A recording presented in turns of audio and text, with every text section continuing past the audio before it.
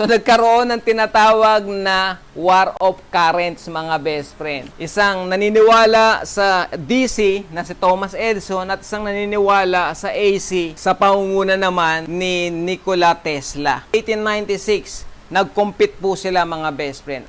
Yung isang city, para mapailaw ni Thomas Edison, kailangan kang gumastos ng $554,000 para mapailawan ang isang buong city. Pero sa pamamagitan ng AC ni Nikola Tesla, mga best friend, mapapailaw niya ang isang city na yon na ang gagastusin lang ay $399,000.